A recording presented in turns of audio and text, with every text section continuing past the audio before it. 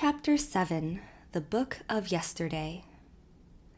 That first Saturday and Sunday at New Moon always stood out in Emily's memory as a very wonderful time.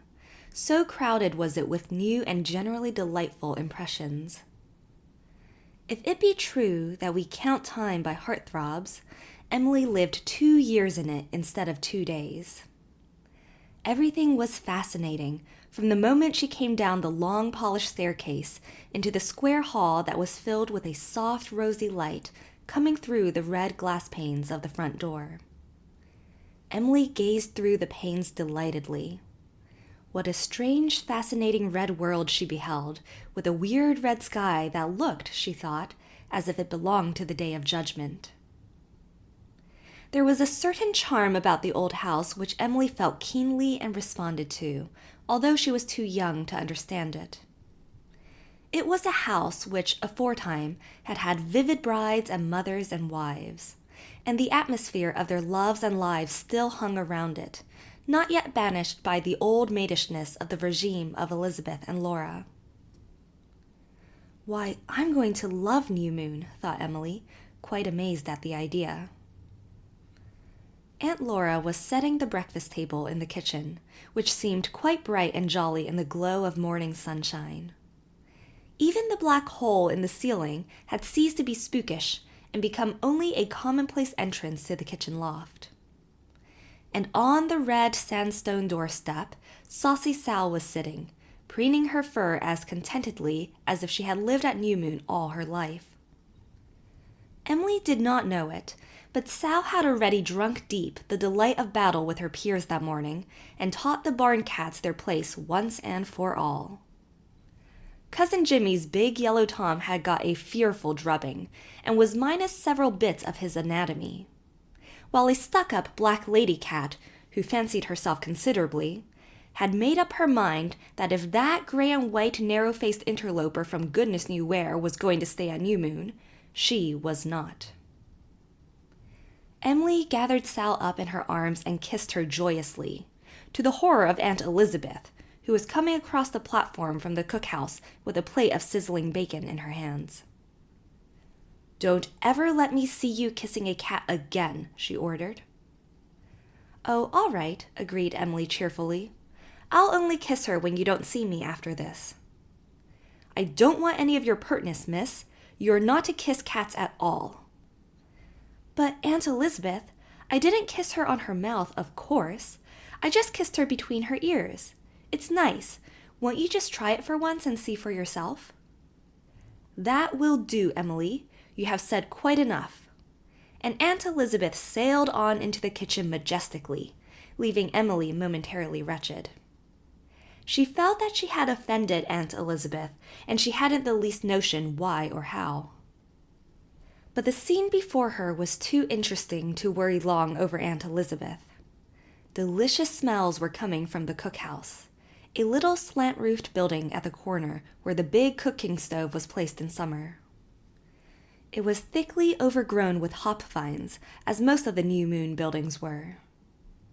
To the right was the New Orchard, very wonderful now in blossom, but rather a commonplace spot after all, since Cousin Jimmy cultivated it in most up-to-date fashion and had grain growing in the wide spaces between the straight rows of trees that all looked alike. But on the other side of the barn lane, just behind the well, was the Old Orchard, where Cousin Jimmy said the columbines grew, and which seemed to be a delightful place where trees had come up at their own sweet will and grown into individual shapes and sizes, where blue-eyed ivy twined about their roots, and wild-briar roses rioted over the gray paling fence. Straight ahead, closing the vista between the orchards, was a little slope covered with huge white birches, among which were the big New Moon barns, and beyond the New Orchard, a little lovable red road looped lightly up and up over a hill until it seemed to touch the vivid blue of the sky.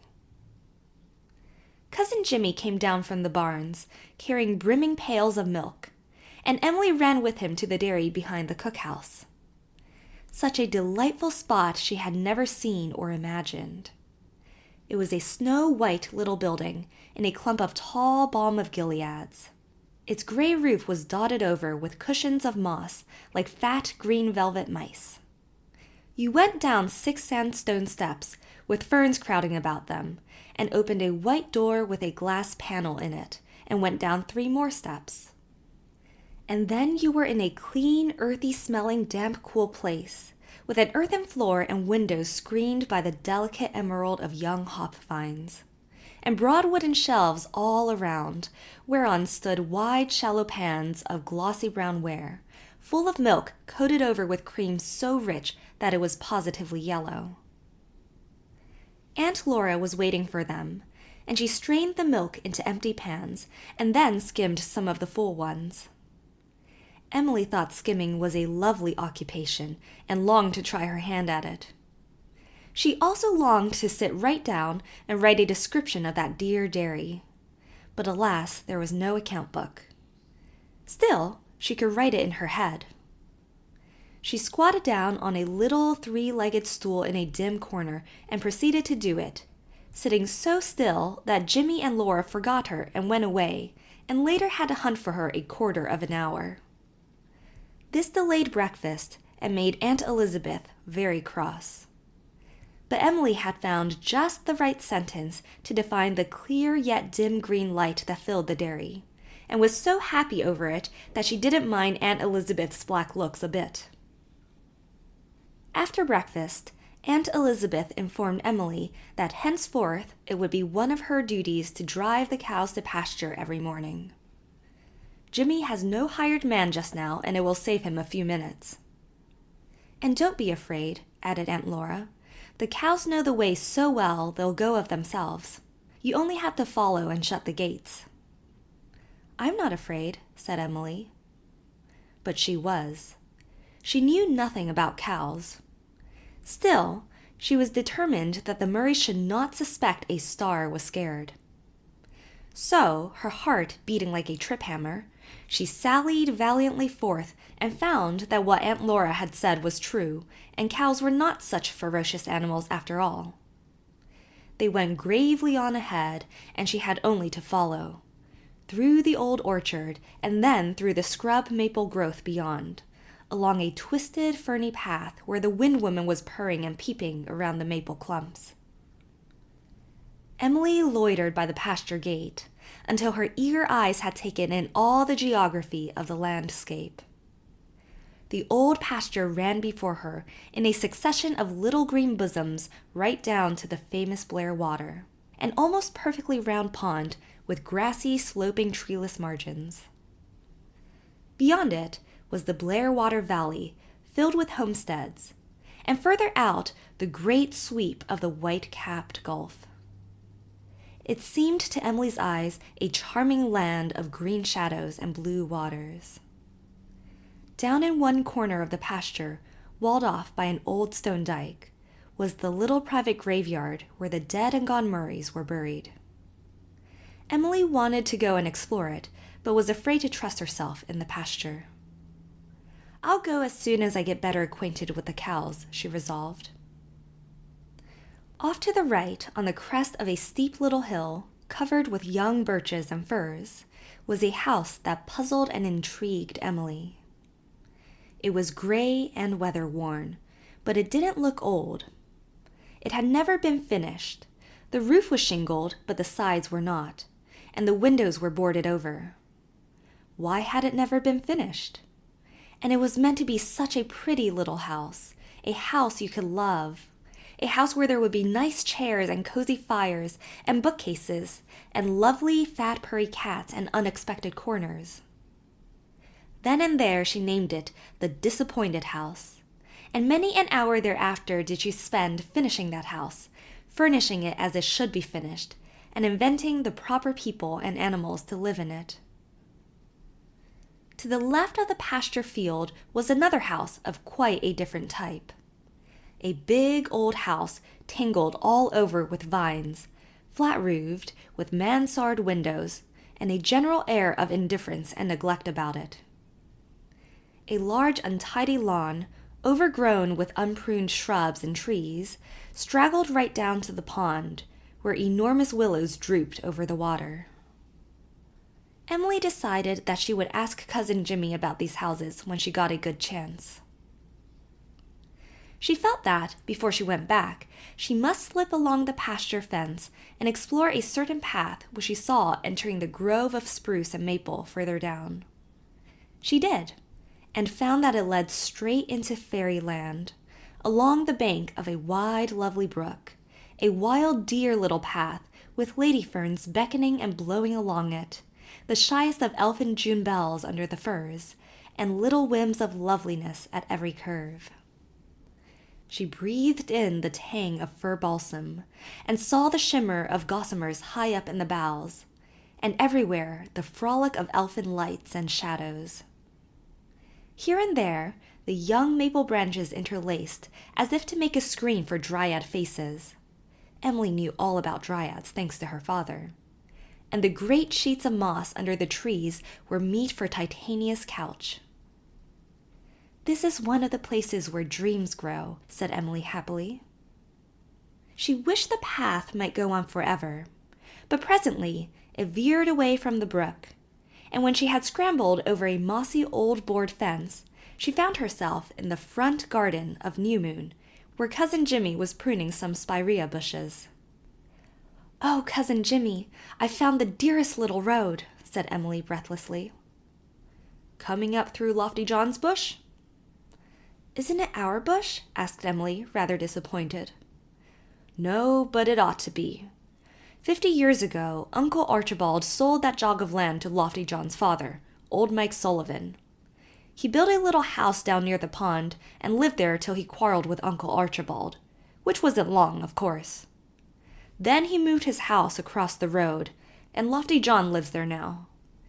Elizabeth has tried to buy the land back from him. She's offered him far more than it's worth. But Lofty John won't sell, just for spite, seeing that he has a good farm of his own, and this piece isn't much good to him. He only pastures a few young cattle on it through the summer, and what was cleared is all growing up with scrub maple. It's a thorn in Elizabeth's side, and likely to be as long as Lofty John nurses his spite." "Why is he called Lofty John?" "Because he's a high and lofty fellow. But never mind him. I want to show you round my garden, Emily. It's mine. Elizabeth bosses the farm, but she lets me run the garden, to make up for pushing me into the well." "Did she do that?" "Yes. She didn't mean to, of course. We were just children. I was here on a visit, and the men were putting a new hood on the well and cleaning it. It was open, and we were playing tag around it. I made Elizabeth mad. Forget what I said. 'Twasn't hard to make her mad, you understand, and she made to give me a bang on the head. I saw it coming, and stepped back to get out of the way, and down I went, head first. Don't remember anything more about it. There was nothing but mud at the bottom, but my head struck the stones at the side. I was took up for dead, my head all cut up.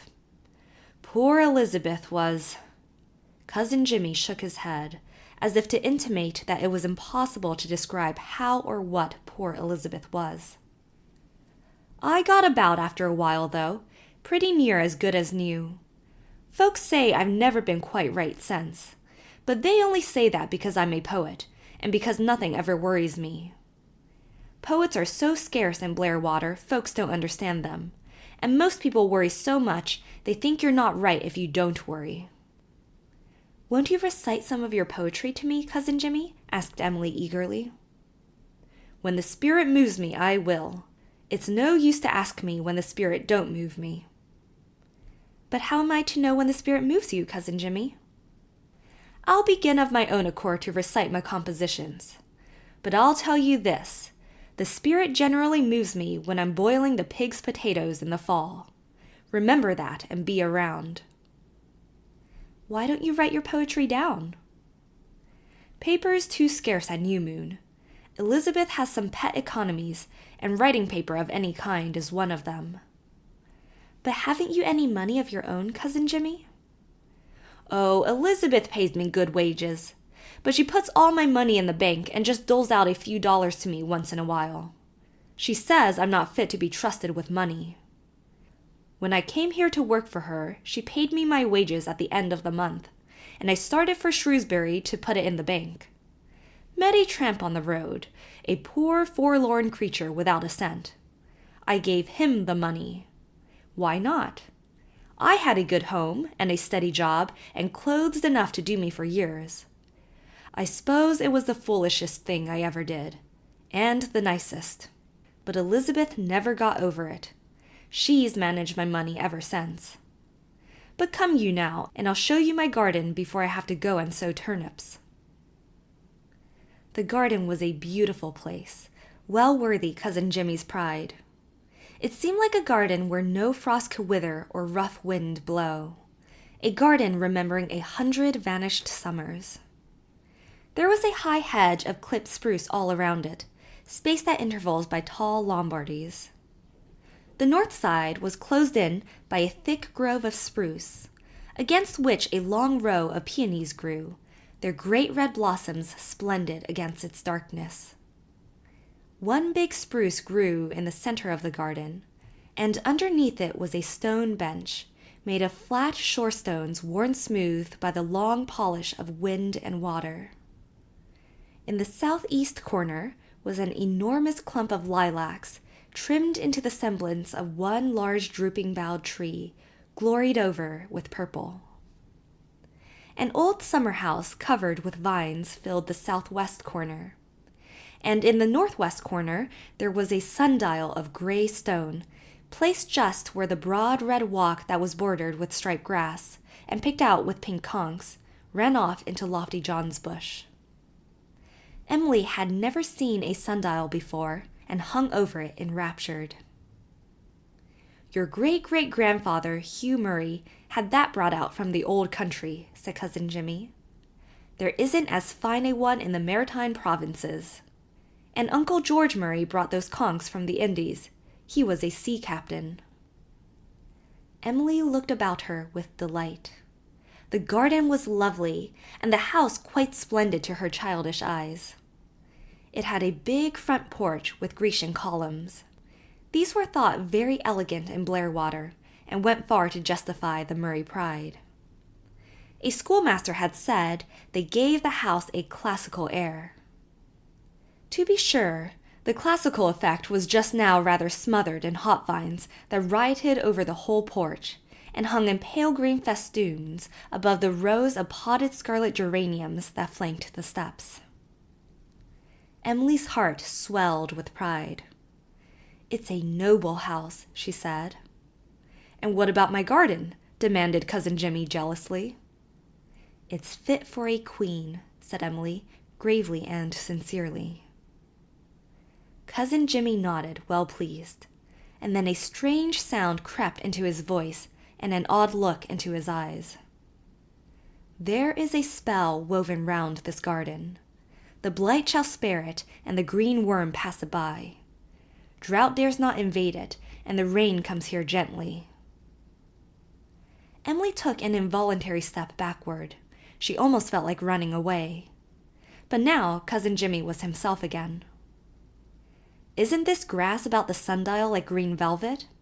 I've taken some pains with it, I can tell you. You make yourself at home in this garden." Cousin Jimmy made a splendid gesture.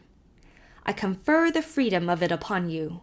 Good luck to you, and may you find the lost diamond." "The lost diamond?" said Emily wonderingly. What fascinating thing was this? "Never hear the story? I'll tell it tomorrow. Sunday's lazy day at new moon. I must get off to my turnips now, or I'll have Elizabeth out looking at me. She won't say anything, she'll just look. Ever seen the real Murray look?" "I guess I saw it when Aunt Ruth pulled me out from under the table," said Emily ruefully.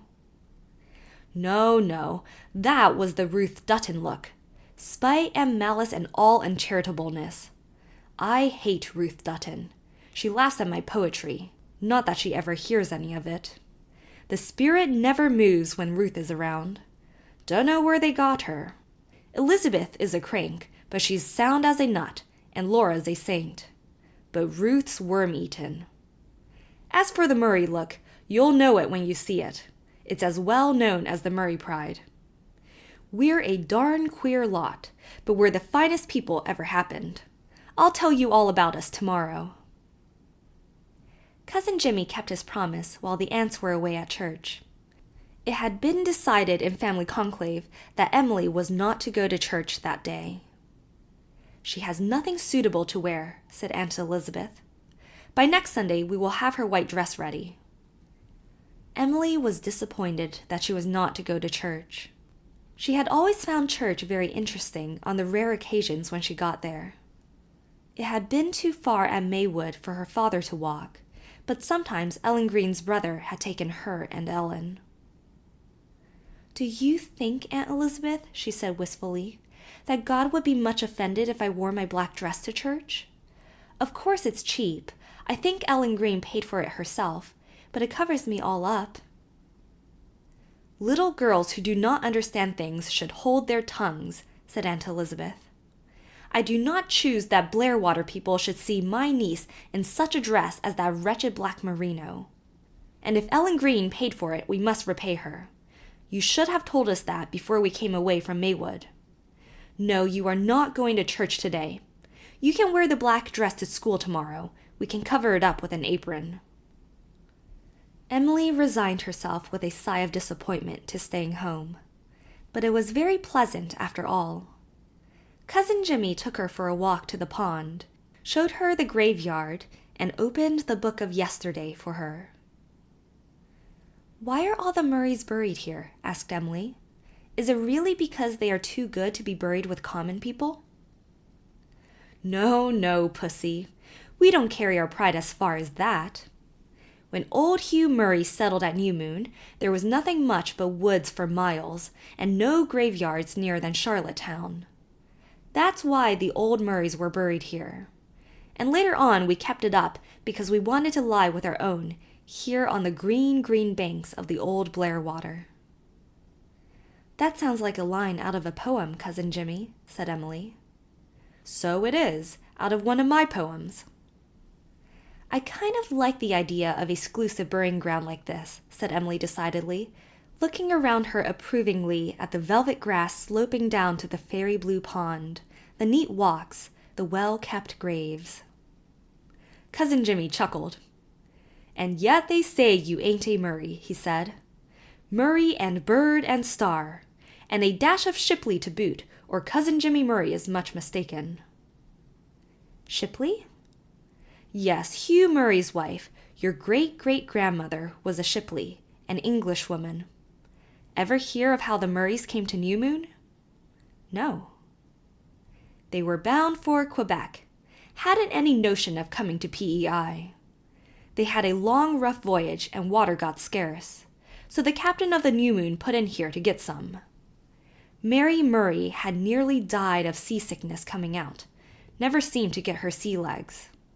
So the captain, being sorry for her, told her she could go ashore with the men and feel solid ground under her for an hour or so. Very gladly she went, and when she got to shore she said, 'Here I stay.' And stay she did. Nothing could budge her. Old Hugh, he was young Hugh then, of course, coaxed and stormed and raged and argued, and even cried, I've been told. But Mary wouldn't be moved. In the end he gave in and had his belongings landed and stayed too. So that is how the Murrays came to P.E. Island." "I'm glad it happened like that," said Emily. "So was old Hugh in the long run. And yet it rankled, Emily, it rankled. He never forgave his wife with a whole heart. Her grave is over there in the corner, that one with the flat red stone. Go you and look at what he had put on it." Emily ran curiously over. The big flat stone was inscribed with one of the long discursive epitaphs of an older day. But beneath the epitaph was no scriptural verse or pious psalm. Clear and distinct, in spite of age and lichen, ran the line, "Here I stay." "That's how he got even with her," said Cousin Jimmy. "He was a good husband to her, and she was a good wife and bore him a fine family, and he never was the same after her death. but that rankled in him until it had to come out. Emily gave a little shiver. Somehow, the idea of that grim old ancestor with his undying grudge against his nearest and dearest was rather terrifying. "I'm glad I'm only half Murray," she said to herself. Aloud, "Father told me it was a Murray tradition not to carry spite past the grave." So 'tis now, but it took its rise from this very thing. His family were so horrified at it, you see. It made considerable of a scandal. Some folks twisted it round to mean that old Hugh didn't believe in the resurrection, and there was talk of the session taking it up, but after a while the talk died away. Emily skipped over to another lichen-grown stone. "Elizabeth Burnley. Who is she, Cousin Jimmy?" "Old William Murray's wife. He was Hugh's brother, and came out here 5 years after Hugh did. His wife was a great beauty, and had been a belle in the old country. She didn't like the P.E. Island woods. She was homesick, Emily, scandalous homesick. For weeks after she came here, she wouldn't take off her bonnet, just walked the floor in it, demanding to be taken back home." "Didn't she take it off when she went to bed?" asked Emily. "Dunno if she did go to bed. Anyway, William wouldn't take her back home, so in time she took off her bonnet and resigned herself. Her daughter married Hugh's son, so Elizabeth was your great-great-grandmother." Emily looked down at the sunken green grave and wondered if any homesick dreams haunted Elizabeth Burnley's slumber of 100 years. "It's dreadful to be homesick, I know," she thought sympathetically. "Little Stephen Murray is buried over there," said Cousin Jimmy. "His was the first marble stone in the burying ground. He was your grandfather's brother, died when he was 12. He has," said Cousin Jimmy solemnly, "become a Murray tradition." "Why?" "He was so beautiful and clever and good. He hadn't a fault, so of course he couldn't live. They say there never was such a handsome child in the connection. And lovable. Everybody loved him. He has been dead for 90 years. Not a Murray living today ever saw him. And yet we talk about him at family gatherings. He's more real than lots of living people. So you see, Emily, he must have been an extraordinary child. But it ended in that."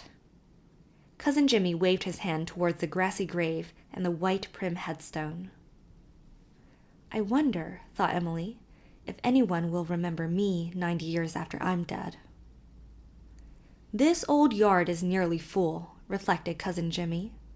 "There's just room in yonder corner for Elizabeth and Laura, and me. None for you, Emily." "I don't want to be buried here," flashed Emily. "I think it's splendid to have a graveyard like this in the family, but I am going to be buried in Charlottetown graveyard with Father and Mother. But there's one thing worries me, Cousin Jimmy. Do you think I'm likely to die of consumption?" Cousin Jimmy looked judicially down into her eyes. "No," he said. "No, Miss Puss. You've got enough life in you to carry you far. You aren't meant for death." "I feel that too," said Emily, nodding. "And now, Cousin Jimmy, why is that house over there disappointed?" "Which one?" "Oh, Fred Clifford's house. Fred Clifford began to build that house 30 years ago. He was to be married, and his lady picked out the plan. And when the house was just as far along as you see, she jilted him, Emily. Right in the face of day she jilted him. Never another nail was driven in the house. Fred went out to British Columbia.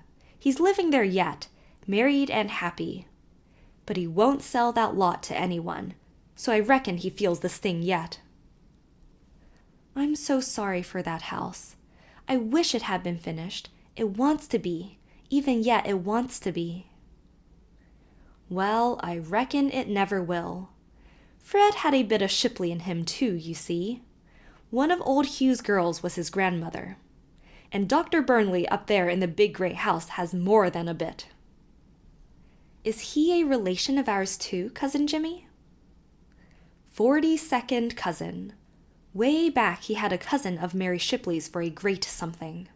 That was in the old country. His forebears came out here after we did. He's a good doctor, but an odd stick. Odder by far than I am, Emily, and yet nobody says he's not all there. Can you account for that? He doesn't believe in God, and I am not such a fool as that. Not in any God? Not in any God.